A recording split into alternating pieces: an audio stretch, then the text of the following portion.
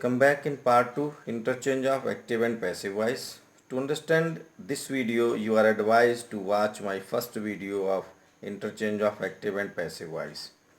Now we are going to discuss use of modal auxiliaries in passive voice. First of all, we should know modal auxiliaries, about modal auxiliaries. Can, could, may, might, shall, should, must, need, ought, etc. These are modal auxiliaries and in passive voice modal auxiliaries के साथ में be और past participle use किया जाता है. Past participle means verb की third form. Let us take an example. She can break it.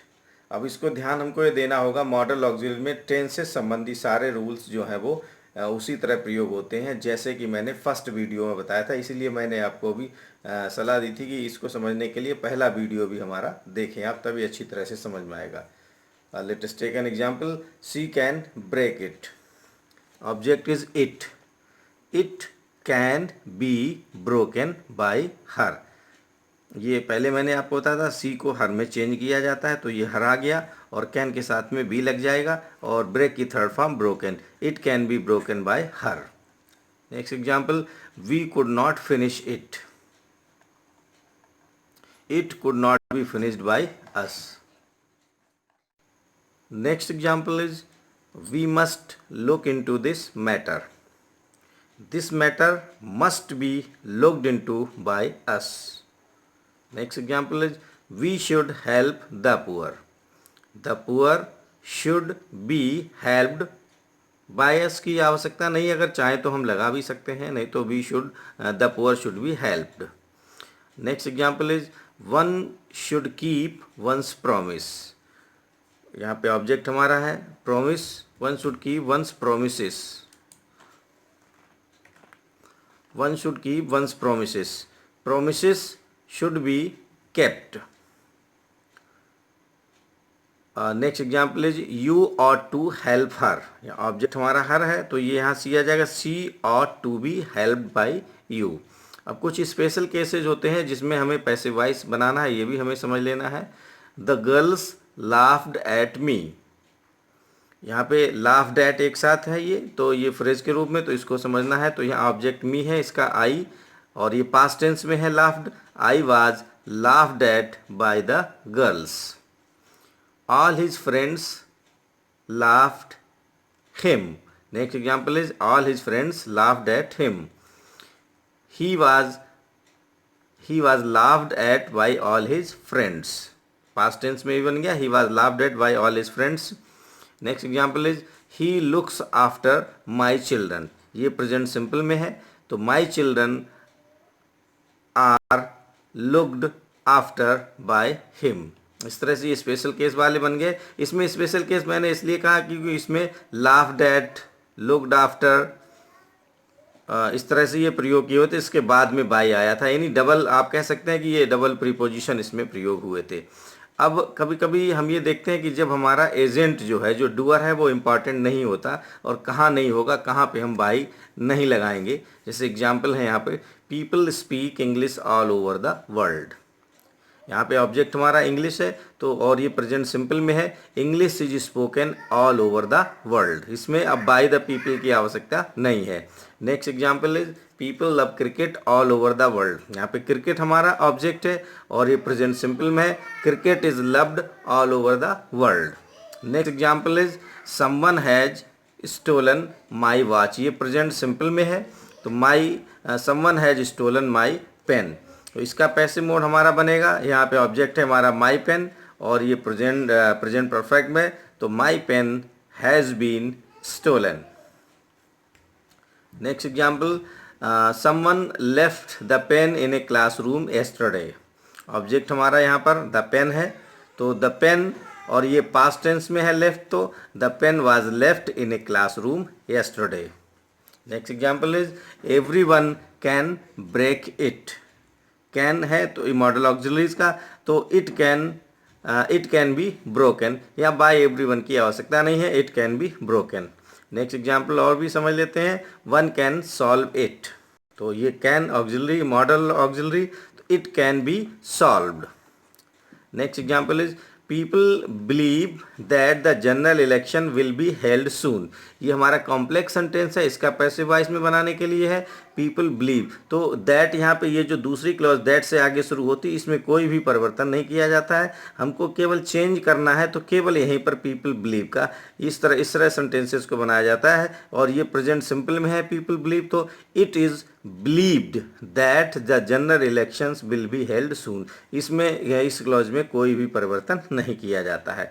Next example, they say that the prime minister is coming here.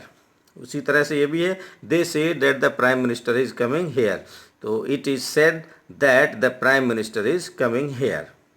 Next example is it is time to close the shop.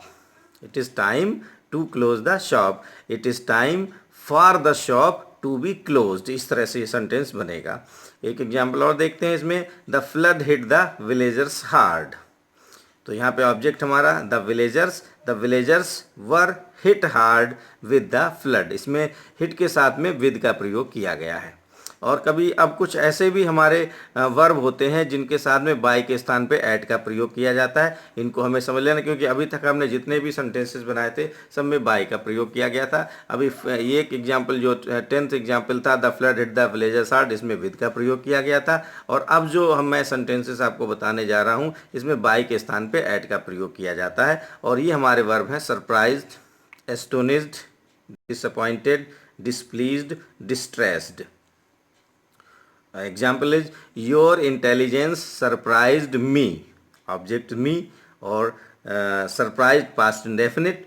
और surprise के साथ में मैंने बताया है कि bye के स्थान पे एट का प्रयोग होगा, तो I was surprised at your intelligence. यहाँ पे बाय योर इंटेलिजेंस नहीं किया जाएगा, ये हमको ध्यान देना है, क्योंकि मैंने ऊपर पहले बताया था ये जो वर्ब है इनके साथ में बाय के स्थान पे एट का प्रयोग किया जाता है। तो I was surprised at your intelligence.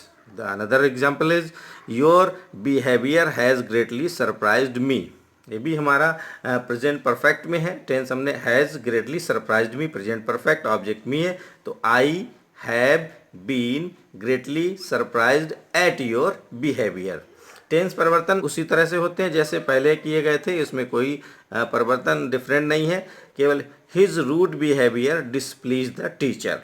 इसमें ऑब्जेक्ट हमारा द टीचर्स, और ये हमारा पास्ट इंडेफिनिट है, the teachers were displeased at his rude behaviour, इसमें भी एट का प्रयोग किया गया है। अब हमारे और एग्जाम्पल्स हैं जो वर्ब हैं जिनके साथ में बाय के स्थान पे टू का प्रयोग किया जाता है, वह known, oblige. Example is everybody knows Gandhi ji, तो पैसिव वॉइस मोड में बदलेगा, Gandhi ji is known to everybody. यहाँ पे बाय एवरीबडी नहीं, Gandhi ji is known to everybody. Next example is he will oblige me. Me का हमने ये ऑब्जेक्ट, इसका subject I shall be oblige to him. इसी तरह और एग्जाम्पल्स हैं जो वर्ब हैं हमारे जिनके साथ में बाय के स्थान पे विद का प्रयोग किया जाता है। ये हमारे प्लीज्ड, सेटिस्फाइड, डिस्गस्टेड, इन वर्ब के साथ में बाय के स्थान पे विद का प्रयोग किया जाता है। एग्जाम्पल्स देख लें, the sincerity you have shown in your studies has pleased me. यहाँ पे ये प्रेजेंट परफेक्ट में है, has pleased me, me object है, I have been pleased with the sincerity you have shown in your study, ये यहाँ पे with का प्रयोग कर दिया गया है। Your work satisfies the officer, ये प्रेजेंट सिंपल में है सेटिस्फाइज, और यहाँ पे ऑब्जेक्ट हमारा द ऑफिसर है, तो the officers are satisfied with your work, with यहाँ पे प्रयोग हुआ है। नेक्स्ट हमारा है कंटेंड और इंटरेस्टेड वर्ब के साथ में बाय के स्थान पे इन का प्रयोग किया जाता है। The book has greatly interested me, me का इधर सब्जेक्ट आई और ये प्रेजेंट परफेक्ट में है, I have been greatly interested in this book. Next example is this box contains many beautiful things, many beautiful things are contained in this box. इसमें ये हमारा जो है प्रेजेंट सिंपल में है, this box contains many beautiful things, यहाँ पे हमारा ऑब्जेक्ट है many beautiful things are contained in this box.